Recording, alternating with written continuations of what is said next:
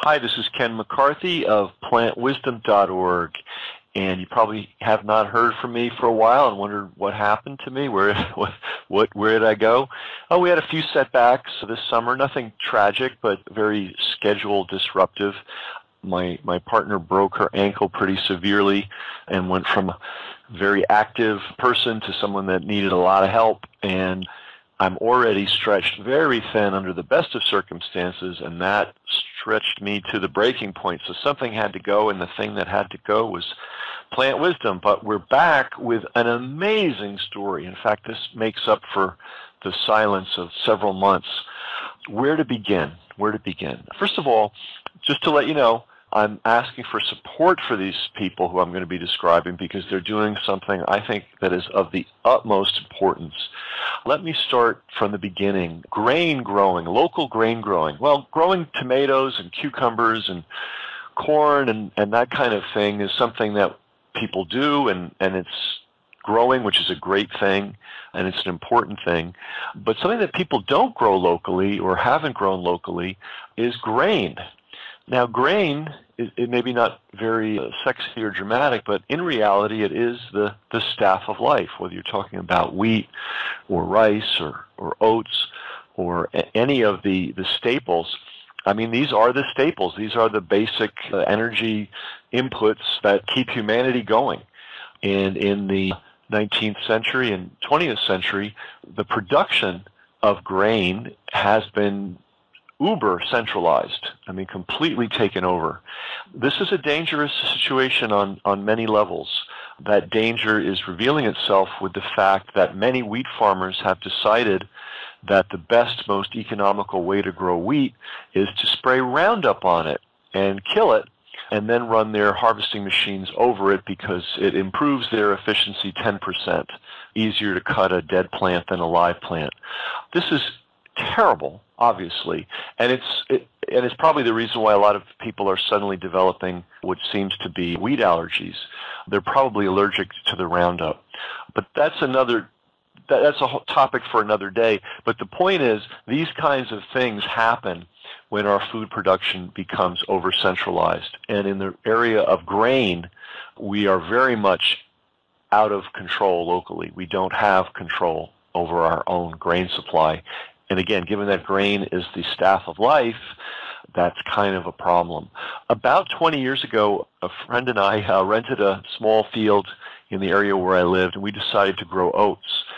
And people thought we were crazy because, you can buy a 100-pound bag of oats for about $50, give or take, and the bag of seeds that we bought cost us $25, so what were we thinking? Well, we were thinking about this local grain issue, and we broadcast the seeds by hand, and the plants came up. And I have to tell you, if you've never seen a field of oats, you're missing something really beautiful. It's such a beautiful plant. I would even plant it in a pot and have it in my house. I mean, it is a gorgeous, gorgeous creature, the oat plant. Unfortunately, I'm a better writer than I am a farmer, and we had a drought, and we couldn't figure out how to get water to the field, and we lost that crop. But, we tried. Fast forward to the present, and local grain initiatives are starting to sprout up everywhere in my area, in the Hudson Valley, and that's a great thing. That is a great thing. The quality is much better, and it is better to decentralize the production of the staff of life. So the story today is about a family and a group of family and friends that have gotten together to grow a grain here in the Hudson Valley. We're the north, we're like Massachusetts or like Wisconsin or one of those places that's hot in the summer and very cold in the winter. And they're growing a very surprising grain, the grain that you would least imagine could be grown in our climate. They're growing rice, and they're growing it successfully.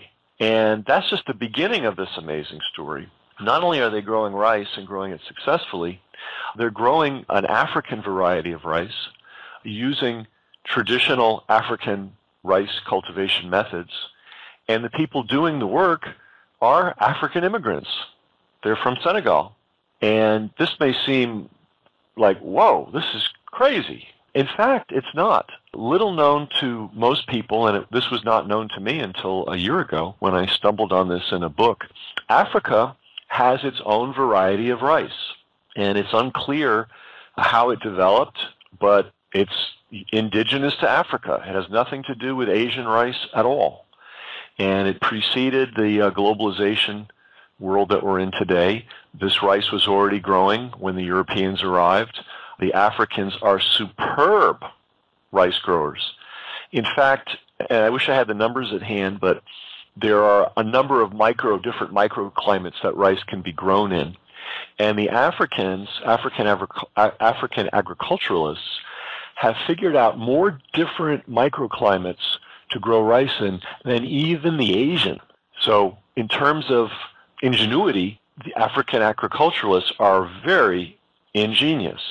In fact, just as a sideline, in Africa, 80% in sub-Saharan Africa, so not including North Africa like Morocco and Libya and places like that, but in sub-Saharan Africa, 80% of the food consumed is grown locally with minimal inputs, chemical and fossil fuel-based inputs. 80%. Now, of course, companies like Monsanto and Exxon would love to change that, and there's some dark things going on in Africa that we really need to pay attention to. A lot of the multinationals are going in there. They're assisting governments in basically stealing land from small farmers, saying that, well, you're not farming it effectively, and with the help of Exxon and Monsanto, we're going to do a better job. So for the sake of all, we're taking your land, and hey, you can have this hovel in the city in exchange. So that's another issue. We want to cover that someday in detail. But contrary to the image that the media portrays, African people are superb agriculturalists. So here we have these guys who grew up in Senegal, who learned the traditional methods of growing rice that are still being practiced today there, and they got a hankering to start growing rice. And by golly, they figured out how to, get started, and they've done it. They've got a plot of land. It is damp land. It's land that you really can't do much else with that happens to be perfect for rice. And interestingly enough, when you make the patties, and here's where my ignorance of farming will become obvious, but when you make the patties, you essentially create raised beds. And so what the family and friends are doing is they're growing vegetables on these raised beds of the patties. And even though we've had a couple of really dry summers here, they're producing bumper crops of vegetables as well, because it's naturally damp, swampy land, and the raised beds access the water. So this is an amazing enterprise to me. It's touching on so many interesting things. One, the raising of grain locally.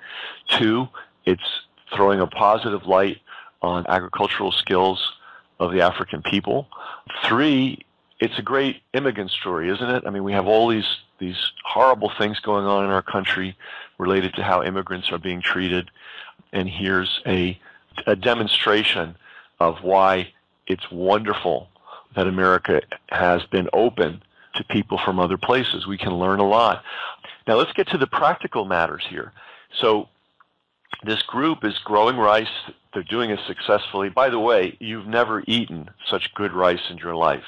You can't even imagine how superior it is to what comes out of the supermarkets. This stuff's a treasure.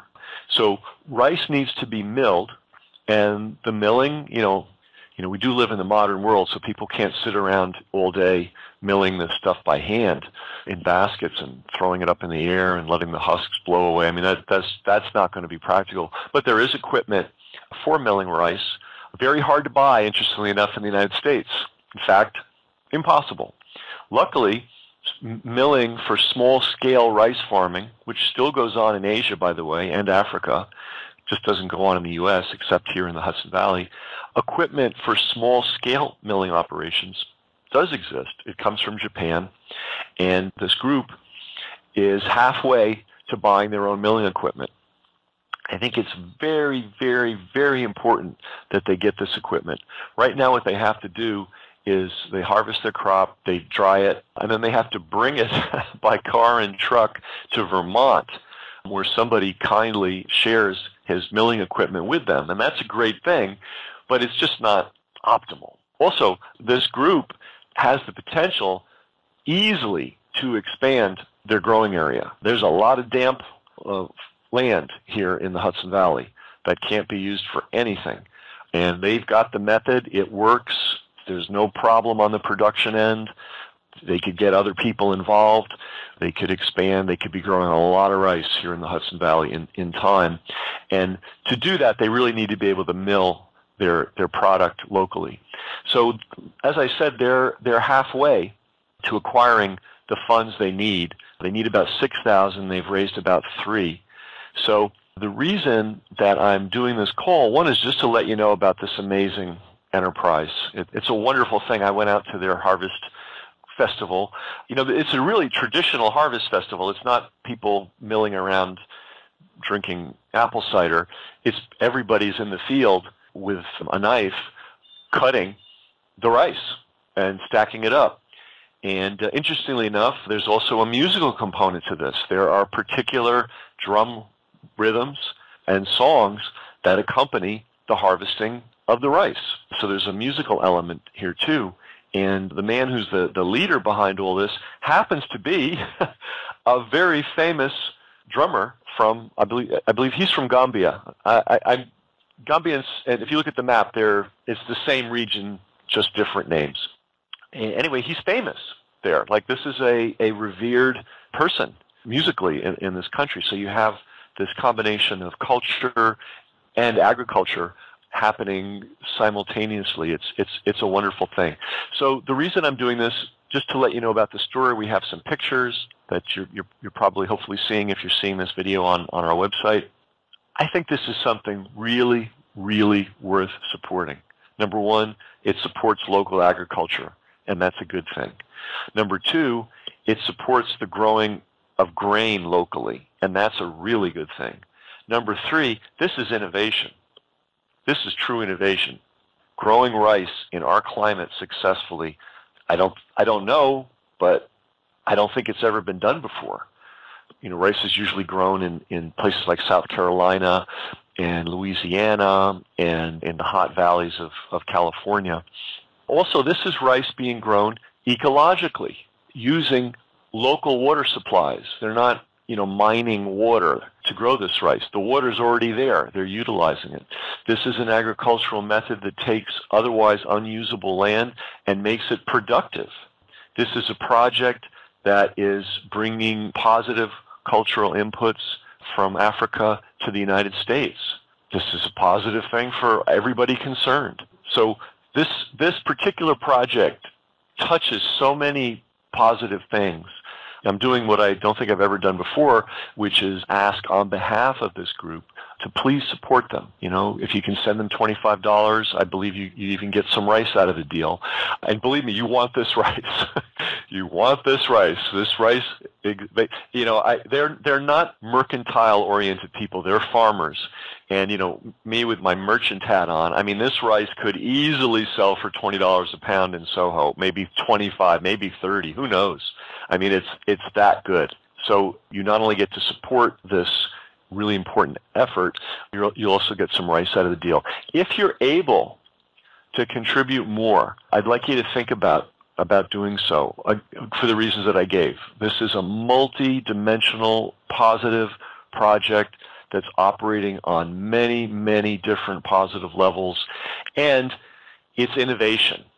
So in other words, these folks are the first in our region to do it. There actually is a guy up in Vermont growing rice. That really makes my head spin, but he's doing it. So this is innovative. And, as somebody that worked in the Silicon Valley world for many years, I'm kind of tired of Silicon Valley innovation baloney. We've got enough electronics. Thank you very much. We have enough apps. We have enough smartphones. We're done with that as far as I'm concerned.